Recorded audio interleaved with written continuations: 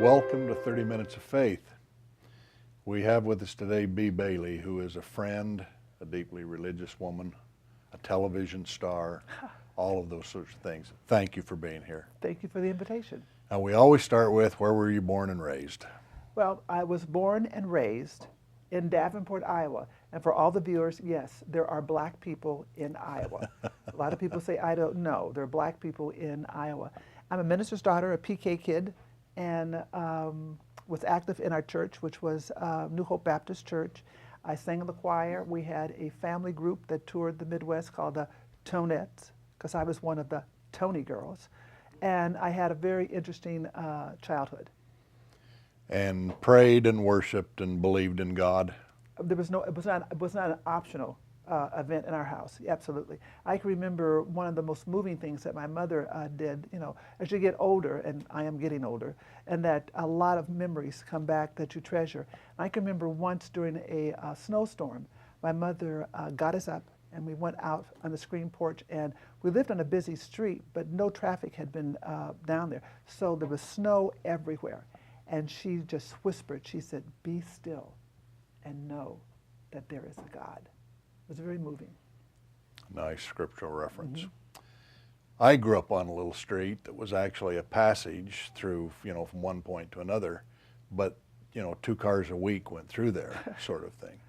And the street was where we played baseball. And when I was a little boy, 3 or 4, my dad would say, "Put your ear on the ground, see if a car's coming." And I'd listen, and it took me a while to hear what it sounded like when a car was coming versus when one wasn't. So my first chief responsibility in life was put my ear on the pavement and see if it was clear to throw another pitch, and away we'd go, and that was a lot of fun. We were talking a minute ago about integration and college in Iowa. Talk about that a little bit. That was interesting. Well, it was interesting. I just got back from a class reunion. My freshman dorm mates and I got together up in Oregon, and we just had silly fun. There were 4 of us, just silly fun. But what I found out during this visit, that in 1964, do the math, you can figure out what I am. 1964, when I went to the University of Iowa, my roommate was white. Little tiny thing. We called her Little Pam. She was 5 foot and I'm 5'11". We went everywhere together. But she told me that after she got to the university, she found out that our dorm was the first integrated dorm. I said, "But no, there were other black girls there." She said, "Only 2 to a room." There wasn't a black and white mix. So it was done as an experiment. And she and I were totally clueless to it. And did you get along, and life was good? We got along great. It was interesting because there ended up being 3 of us. There was me, and then another black girl that I went to high school with and went to my church. We weren't particularly close. We were friendly, so she happened to be assigned to the room. And the biggest concern that Little Pam had was that she was getting in the middle of 2 good girlfriends. And it turned out that this young woman, that was the other black woman, did not like white people at all. She was from Little Rock, Arkansas, had experienced quite a bit of discrimination growing up. So she really didn't want anything to do with Pam. Well, I like people every shape, size, and color, so she and I got along great. And the other girl was angry at me because I was nice to the white girl. And then the irony is, the girl who didn't like white people ended up marrying a Swedish guy and had 2 children. So how's that for irony? In your childhood, did you have children who were white that were your friends? Yes, I did. I mean, I'm from Iowa. In my graduating class from high school, there were 528 students. There were 8 blacks. So I was surrounded by whites. I'm from Iowa. Hello. Did you feel discriminated against? The only time in retrospect, that I felt discriminated against, two occasions. One, there was a guy named Bob Copeland, rest his soul, he's not here anymore. He and I went everywhere together. My father used to tease me, "That's your little white boyfriend. Daddy, stop that." So we went everywhere together until we went to junior high school. Once we went to junior high school, he wouldn't even speak to me. So that was hurtful at that particular time. And then during the time, all the girls were going down to the Capitol Theater getting jobs as ushers. And there were openings. I'd go there and apply, and they were full. Another white friend would be right behind me, and she was selected. So later I'd go back home and I'd go, what was that all about? And how did you deal with that? Well, I had a pretty good sense of self I mean, I was insecure in some areas because I was 5'10" when I was in the 6th grade and about 30 pounds lighter than I am now. They call me B the tree. So I certainly had issues in that regard. But as far as friends in that, I had so many friends. I just kind of shook it off and figured it was their loss, not mine. Was your father or mother tall? My father, there's no option. My father was 6'3", my mother was 5'9". He told her all the children had better be tall. And do you have brothers and sisters? I do. I have a brother who I'm the tallest in the family. My brother is he's shrunk a little bit. He's about 5'9". I have a sister that's 5'9", one that's 5'8", and the youngest one who's about 5'5", and we used to tease her and tell her she was a milkman's baby. Now, how did you go from Iowa to California? Yeah, well, yeah, you'd wonder that, wouldn't you? Well, I followed a boy. You know, I fell in love with the children's father in college, and he lived in California, and I was determined to get out of Iowa any way that I could. And this didn't seem like such a bad idea, but in retrospect, it was like the naked man that jumped on the cactus bush. It seemed like a good idea at the time. How did he get from California to Iowa? He was a football player. Ah. Yeah, he came to the University of Iowa on a football scholarship and then transferred back to California on a scholarship. And so you married. Oh, yeah. I married him. And you were his girl of his dreams? Well, probably eventually became the girl of his nightmare, but yeah, the girl of his dream. We had two wonderful children, and then after a bit, it was best that we part ways. And is he still in the life of your children? Yes, they do see him from time to time. They don't have a real close relationship with him, but they do see him from time to time. My father died when I was 8, and a lot of people, I've talked about this before, but it's really important to me personally, just in my heart, that if one of my parents had to leave, I really appreciate it was my father. Because the mother seems to be able to hold it together and take you the directions that you need to be. So how did you do as a mother? You know, I think I was, you'd have to ask my children, but I was a hands-on mother. I was tough. In retrospect, I think all of us as parents would probably be a lot tougher, and I would do things differently. But I was very, very systematic. They were very, very scheduled. They had chores. When they would clean their room, for instance, they clean your room, Saturday, clean your room. And if they didn't clean the room like they should, I would go and do a dump. I'd take everything out of the closet, the drawer. I said, now clean your room. And then they used to tease me and call me Mommy Dearest. And I thought that was cute until I saw the movie. And I thought, I'm not Mommy Dearest. Well, I didn't hit them with wire hangers, put it that way. I have a cousin, a girl cousin, whose mother harped and harped on her to clean her room. She caught a school bus every morning just down the road 100 yards. She couldn't get my cousin to clean her room, and so one day when they came home on the bus, on the mailbox was the girl's bra and her slip and her slippers out there and a whole bunch of other things. And of course she was mortified, and my aunt just said to her, then clean your room. And she kept her room clean thereafter. My mother did a similar thing to my older sister. She was dating her husband, bless her heart. He's a wonderful man. And so she was messy. I wasn't. I was, you know, misorganized. I just always have been that way. And so what she did when he came over to visit one time, my mother marched him up to her bedroom. He says, you want to marry my daughter? This is what you're going to marry. She was mortified, and needless to say, she cleaned her room from that point on. How about, did your children get to go back to Iowa and enjoy Grandpa and Grandma? You know what? It's interesting. My mother died very young. She was 44, so the children never met her. They did meet my father and love Granddad. My father was on the planet probably about the most chauvinistic person you can imagine. Women had their place, men had their place, and my daughter was always a little vigilante. And they were back there visiting one time, and so dinner was over, and it was time to do the dishes. So he had the girls go do the dishes, and my son... Woman's work. Yes.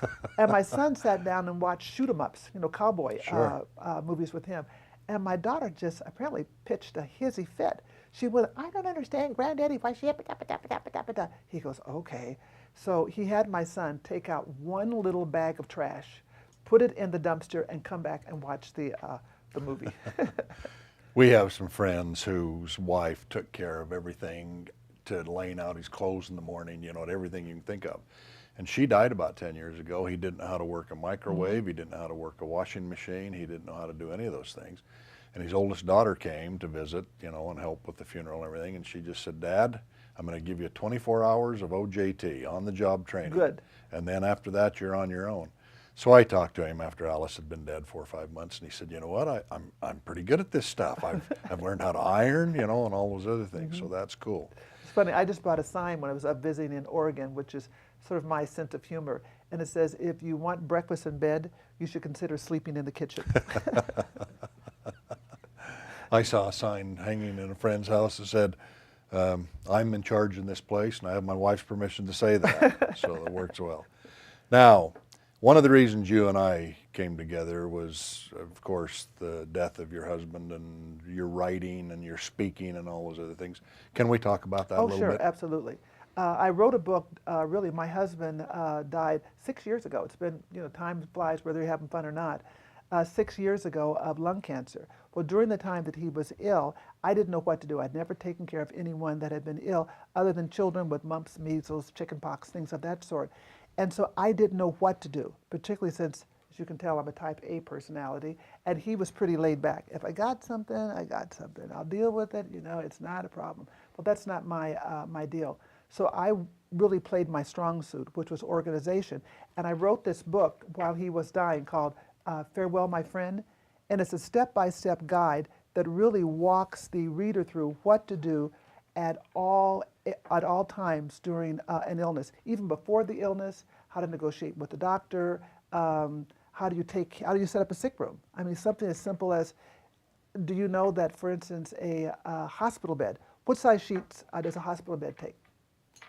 I haven't a clue. A lot of people would, they'd say twin. No, twin extra long. I mean, something as simple as that. So that kind of practical advice is in the book. Then I deal with how to take care of yourself as a caregiver. I'd never been a caregiver before, and it is a tremendously stressful situation. You're on 24/7, and there's an expression that says the caregiver is the first to go. Well, unless you've been a caregiver, you don't know what that means. And so I had been a caregiver. So out of his death, I wanted to write a workbook that would allow people not to have to stress over areas that I had stressed over, and it's been warmly received. From the book, I ended up giving a presentation to this television station, and we ended up with the television show that was initially called Beyond Bereavement, talking about bereavement, but Beyond Bereavement. And then after a bit, we realized people thought it was just on bereavement, and we changed the name from A to Z with B, and we cover everything, and it's fun. It is fun. You know, the caregiver thing, we're just back from my in-laws' place for 10 days, where with my tongue in cheek, but sincerely, he's trying to get dead. He's on hospice and all those other things. He's 89, my mother-in-law's 87, and it's beating her just down something fierce because she has to, and no matter how much help the children give and all those other things, he still wants his wife there, and he wants to ask this, and you know, the trust factor. And she's terribly worn and weary. Is. You know. And someone needs to watch her. I mean, absolutely watch. She needs time out, something as simple as a day away, have the kids come in and spend the day, someone take her off, you know, for an overnight. So if nothing else, the poor woman can sleep. She needs to do something as simple as, believe it or not, massage. I really recommend that because you spend all your time giving and doing, and people don't give and do to you. She needs to go to the beauty shop, get her nails done, a pedicure, something where she has an hour where people just focus on her. Well, one day I said to my wife and her, why don't you guys take off to lunch? And one of my sister-in-laws there. And so they took off about 11 o'clock, and I said, have fun, and you know, they'll be back in a while. And they were gone about 3 or 3.5 hours. They went to a Mexican place, and they just laughed and all those other things. And when she came back into the house, you know, oh, we've just had so much fun, and you know, da-da-da. And then, how is he? You know, and she just came right back to the present immediately there. So yeah, what you say is true. It doesn't go away. This doesn't go away, even when you go away. Was your husband a smoker? He was. Yeah, he was a smoker. When he was in the service, he was in the service for 30 years, 4 years as a Marine, hoorah, and 26 years in the Air Force. And he smoked like 3 packs of cigarettes a day. And then when he developed diabetes, He stopped smoking, and he drank and stopped drinking right away. But it turned out that the nature of his illness, he had type 2 diabetes, which is not unusual if you're black, even though he was kind of black. He was half Native American, a quarter black, and a quarter white. But he stopped drinking. At the same time, he developed diabetes and stopped smoking. However, when he was in Vietnam, he was in charge of the transportation terminal. He moved equipment and personnel, and he also did special ops for the Air Force. So he was an Agent Orange victim. He had all the classic symptoms. He had type 2 diabetes, he had prostate cancer, and then lung cancer. Those are all key markers for Agent Orange. But that was rough. But the other thing is he also, once he retired and then became ill, developed a severe case of post-traumatic stress. He was there all the time because he would have nightmares and he would jump and carry on. And my kids used to tease me and says, "Mom, you're always taking a nap." I said, "You take a nap too if you weren't sleeping during the night," because he would have nightmares. I rode in a carpool for about 5 years, just the two of us, with a man who had seen a lot of combat in Vietnam. And he would wake up in the middle of the night, and on his dresser would be two fully armed Viet Cong guys. And it'd terrify him, and he'd jump out of bed and look for a weapon, and then he'd find, oh, well, I'm, dreaming, hallucinating here. And I said to him one day, "Why don't you ask them what they want?" "No, I'm too frightened at the time." And his wife would be sleeping, but as soon as he started up, then she'd wake up and what's going on and all these other things. Well, anyway, it took him about 2 or 3 years to finally ask them, "What do you want?" Wow. And the one man spoke to him in Vietnamese that he couldn't understand, but his body language and his sense was, we want to make peace. We want to make peace. So he went through these nightmares off and on for 6 or 8 months, where he would actually lay down at bed at night and say, "I wonder if they'll show up, and if they do, I'm going to ask them about such and such," because they seemed to be able to understand each other even though they weren't speaking the same language. When he finally reached that point that they had made peace, which took 6 or 8 months, and actually stood up and felt like they had shaken hands, they never came back. Right, because he had made peace with the situation. Exactly. He had made exactly. peace with That was exactly right. And I got to live through that every morning. We'd leave early and he'd rubbing his eyes. Right. And I didn't get any sleep because the guys in the jungle are battling. Because the war's not over. I can remember I like to sleep with the sound machine. The ocean, because one reason I like the ocean, but Rick and I had so many really great vacations around the ocean, so we'd go to sleep. Well, it has different little settings on it, and one is like the night. So you hear the crickets and you hear the frogs and all that. So we had that on one night, and I could tell he wasn't asleep. He said, "Turn it off," like that, and I jumped up and I said, "What?" He said, "That's the way it sounded in the jungle, when you lay there waiting for a twig to break." Right. So we didn't play that particular aspect of the sounds anymore. All right, changing gears just Sure. a little bit. Did you raise your children religiously? I did, absolutely. Baptist was our faith. Yes, I took them to church. Didn't take them to Sunday school. In retrospect, that's something I would definitely do differently. But yes, they did go to church. And are they religious now? But they are. My son goes to a church on a regular basis, and my daughter is doing more of an alternative religion. She calls herself a Gnostic, not an agnostic. She's one that questions it, but she does believe in Jesus Christ. I'd like to throw a bag over her head at times, but she's finding her way. But she's a wonderful girl. And you go to church? I do at St. Paul Baptist Church. I'm very active in the church. Our Pastor Ephraim Williams. Fine man. He's a great guy. He's man. a great guy. We have an awful lot of fun. He always teases me. He'll call me, or I'll call him, or we'll be talking. He'll say, "Well, B, I haven't gotten that call yet." I said, "What call?" He said, "You know that call?" I said, "What, that I'm going to get married again?" I said, "Pastor, tell you what, we'll have a dual wedding. When you get married again, I'll get married again." So that's like a running joke between both of us. And he buried his wife. He did. He yes. did. And I told him, I said, if I don't make it to heaven, I can say for sure that I have had a friendship with an angel here on earth. His wife was just delightful sense of humor, wonderful, wonderful, wonderful woman. Do you sing at church? You know what? Interesting. I don't. I was in the choir for years, and for me to sing, that's being one of the tonettes. It's an easy thing for me to do. Where I believe my gift is one of teaching. I do teach adult Sunday school, people who've been married 17 to 22 years. And when they come to my class, they don't have any idea what's going to happen. I could do pantomime. We can do a debate. I love the men against the women. Charades, Pictionary, acronyms, whatever I come up with. And then, of course, I let the Holy Spirit come in and kind of direct whichever way we go. Is that okay? Good for you. Yeah, I do. Good for you. So I have my structure, but it's not my agenda. When you were a little girl, let's say 5 or 6 or 8, what did you see out in the future? I mean, was it just motherhood, or was it college, or? Well, when I was 5 or 6, I only wanted to do one thing, and that was to paint and draw. It's the only thing I wanted to do. And again, with parents trying to prepare their children and to protect their children, I can remember going to my mother saying, I want to be a painter. I mean, all I want to do is draw and paint. And she said, sweetheart, they're not going to hire a black artist. You need to be a teacher or a nurse, which those were the safe professions for black women to enter into. So that's what I wanted to be when I was a little girl. Did you see the movie where the black women were the maids? Oh, The Help. The Help. Yes.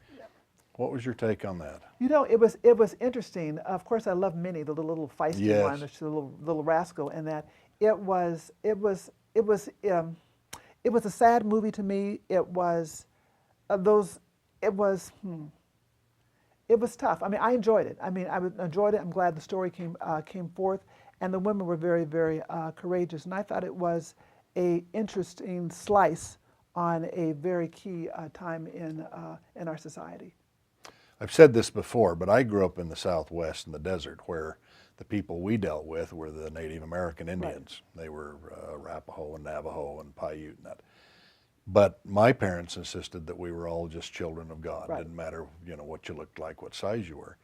But I had no real interfacing or working at all with any black people at all till I got to boot camp.